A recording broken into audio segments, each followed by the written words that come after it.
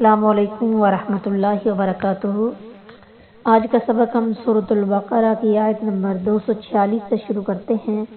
اعوذ باللہ من الشیطان الرجیم، بسم اللہ الرحمن الرحیم۔ الم ترى، کیا آپ نے نہیں دیکھا، الی الملئی، اس ایک جماعت کی طرف، من بنی اسرائیل، جو بنی اسرائیل میں سے تھی، من بعد موسیٰ، موسیٰ علیہ السلام کے بعد، اذ قالوا، جب کہا انہوں نے، لنبی لہم مبعث، اپنے پیغمبر کے لیے کہ مقرر کر دے، لنا ہمارے لیے، ملکن نقاتل، ایک بادشاہ کہ ہم لڑیں، فی سبیل اللہ، اللہ کے راستے میں، قالا، تو کہا اس نے، حل عصیتم، کیا ہو سکتا ہے تمہیں، ان کتب علیکم، اگر فرض کیا جائے تم پر، قتال، جنگ، اللہ تقاتلوا، کہ تم نہ لڑو، قالوا، وہ کہنے لگے، وما لنا، اور ہمیں کیا ہے، اللہ نقاتلا، کہ ہم نہ لڑیں گے، فی سبیل اللہ، اللہ کے راستے میں، وقد اخرجنا، اور البتہ ہم نکالے گئے ہیں، من دیارنا، اپنے گھروں سے، وابنائنا، اور اپنی اہل اولاد، فلما، پھر جب، کتب علیہم، ان پر فرض کی گئی، قتال، جنگ، تولوا، وہ پھر گئے، الا، سوائے، قلیلا، چند، منہم، ان میں سے، واللہ، اور اللہ تعالی، علیم، جاننے والا ہے، بالظالمین، ظالموں کو۔ کیا آپ نے موسیٰ کے بعد بنی اسرائیل کے سرداروں کو نہیں دیکھا، جب انہوں نے اپنے ایک نبی سے کہا، ہمارے لیے ایک بادشاہ مقرر کر کہ ہم اللہ کے راستے میں لڑیں، تو اس پیغمبر نے کہا، یقیناً تم قریب ہو کہ اگر تم پر لڑنا فرض کر دیا جائے تو تم نہ لڑو۔ انہوں نے کہا، اور ہمیں کیا ہے کہ ہم اللہ کے راستے میں نہ لڑیں، حالانکہ ہمیں ہمارے گھروں اور ہمارے بیٹوں سے نکال دیا گیا ہے۔ پھر جب ان پر لڑنا فرض کر دیا گیا تو ان میں سے بہت تھوڑے لوگوں کے سوا سب پھر گئے، اور اللہ ان ظالموں کو خوب جاننے والا ہے۔ الملئی، یہ ملا، یملؤ، یعنی پر کرنا، بھرنا سے ہے۔ قوم کے سردار بھی اپنی ہیبت اور رعب سے آنکھیں بھر دیتے ہیں، اس لیے ان کو مالون کہا جاتا ہے۔ الم ترى سے ابتدا کر کے موسیٰ علیہ السلام کے بعد بنی اسرائیل کا ایک عجیب قصہ ذکر کرنا مقصود ہے کہ جب ان کی بزدلی اور ترک جہاد کی وجہ سے انہیں ان کے وطن سے نکال دیا گیا اور ان کے بچوں اور عورتوں کو لونڈیاں اور غلام بنا لیا گیا، تو ان کے سرداروں نے وقت کے نبی سے درخواست کی کہ آپ ہمارے لیے ایک بادشاہ مقرر کر دیں تاکہ ہم اللہ کی راہ میں لڑیں۔ نبی کو ان کے مزاج اور عادات کا اندازہ تھا۔ انہوں نے کہا، اچھی طرح دیکھ لو، جب تم پر قتال فرض ہو گیا تو تم نہیں لڑو گے۔ انہوں نے کہا، ہم اللہ کی راہ میں کیوں نہیں لڑیں گے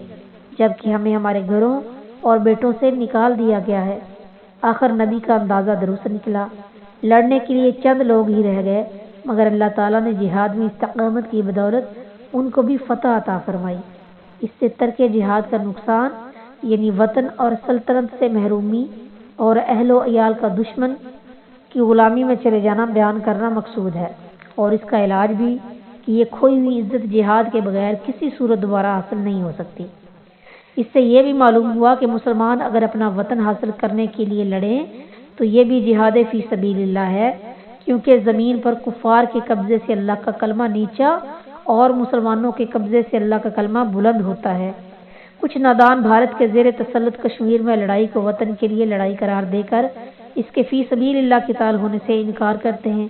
انہیں ان آیات پر غور کرنا چاہیے۔ جب ان پر قتال فرض ہوا تو نبی کے اندیشے کے مطابق اکثر لوگ لڑائی سے پیچھے ہٹ گئے۔ یہ ان کا اپنی جانوں پر ظلم تھا۔ بالظالمین میں الف لام عہد کا ہے، اس لیے ترجمہ ان ظالموں کو کیا گیا ہے۔ وقال، اور کہا، لہم، انہیں، نبیہم، ان کے نبی نے، ان اللہ، بے شک اللہ تعالیٰ نے، قد بعث، تحقیق مقرر کر دیا ہے، لکم، تمہارے لیے، طالوت، طالوت، ملکن، بادشاہ، قالوا، وہ بولے، ان، کیسے، یکون، ہو سکتی ہے، لہ الملک، اس کے لیے بادشاہت، علینا، ہم پر، ونحن، اور ہم، احق، زیادہ حقدار ہے، بالملک، بادشاہت کے میں ہوں اس سے ولم یؤتا اور نہیں دی گئی ساعتن وسعت من المالی مال سے قال تو کہا نبی نے ان اللہ بے شک اللہ تعالی نے اصطفاہ اسے چن لیا ہے علیکم تم پر وزادہ اور اسے زیادہ دی ہے بسطتن وسعت فی العلم علم میں والجسم اور جسم میں واللہ اور اللہ تعالی یؤتی دیتا ہے ملکہ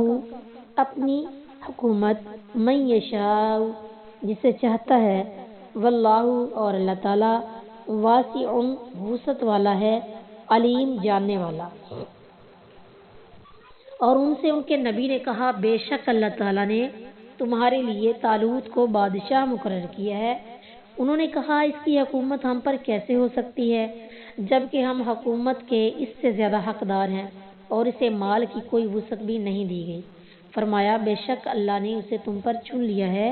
اور اسے علم اور جسم میں زیادہ فراخی عطا فرمائی ہے اور اللہ اپنی حکومت جسے چاہتا ہے دیتا ہے اور اللہ وسعت والا ہے سب کچھ جاننے والا۔ ان اللہ قد بعث لکم طالوت ملکا ان کے نبی نے ان سے کہا کہ اللہ تعالیٰ نے تم پر طالوت کو بادشاہ مقرر فرمایا ہے۔ یہاں غور کی بات یہ ہے کہ اللہ تعالیٰ نے یہاں طالوت کا نام بتا دیا، آگے چل کر داؤد علیہ السلام کا نام اور دشمنوں کے سردار جالوت کا نام بھی بتا دیا، مگر اس نبی کا نام نہیں بتایا۔ یقیناً اس میں کوئی حکمت ہے جو بظاہر یہ کہ نبی کوئی بھی ہو واجب الاطاعت ہوتا ہے، اس کا نام مشہور ہو یا نہ ہو، اس لیے سلامتی اسی میں ہے کہ ہم اس نبی کے نام کی تعین کا تکلف نہ کریں۔ قالوا انا یکون لہ الملک علینا طالوت کو بادشاہ مقرر کرنے پر سرداروں نے دو اعتراض کیے۔ ایک تو یہ کہ بادشاہ بننے کا حق ہم اس سے زیادہ رکھتے ہیں کیونکہ خاندانی طور پر سرداری ہم میں چلی آ رہی ہے، دوسرا یہ کہ طالوت کوئی سرمایہ دار شخص نہیں، اگر دیکھا جائے تو اب بھی دنیا میں سربراہ بننے کے لیے یہی دو پیمانے جاری ہیں، یا تو وہ کسی سربراہ خاندان سے ہو یا سرمایہ دار ہو۔ نبی نے دونوں چیزوں کی نفی کر کے انہیں بتایا کہ سب سے پہلی بات تو یہ ہے کہ طالوت کو اللہ تعالیٰ نے تم پر برتری عطا فرما کر چن لیا ہے، اب اللہ کے انتخاب پر اعتراض کا تمہیں کوئی حق نہیں۔ دوسری یہ کہ حکومت کے لیے خاندان یا سرمایہ کے بجائے علم اور جسمانی قوت کا ہونا ضروری ہے، اور یہ دونوں چیزیں طالوت میں تم سب سے زیادہ ہیں۔ تیسری یہ کہ اللہ تعالیٰ کسی کو بادشاہت عطا کرنے میں کسی کی مرضی کا پابند نہیں، وہ جسے چاہتا ہے سلطنت عطا کر دیتا ہے۔ ان آیات سے معلوم ہوتا ہے کہ ملوکیت فی نفس ہی کوئی بری چیز نہیں، اگر کوئی بادشاہ اللہ اور اس کے رسول کے احکام پر چلے تو صرف بادشاہ ہونے کی بنا پر قابل رد نہیں، آپ اسے خلیفہ بھی کہہ سکتے ہیں، جیسا کہ داؤد علیہ السلام کے متعلق خلیفہ کا لفظ بھی آیا ہے۔ فرمایا انا جعلناک خلیفۃ فی الارض، سورہ صواد کی آیت نمبر 27 میں، بے شک ہم نے تجھے زمین میں خلیفہ بنایا، اور یہ بھی کہ وَآتَاهُ اللَّهُ الْمُلْكَ اللہ نے اسے بادشاہی عطا کی، اس لحاظ سے وہ طالوت کے بعد ملک یعنی بادشاہ بھی تھے۔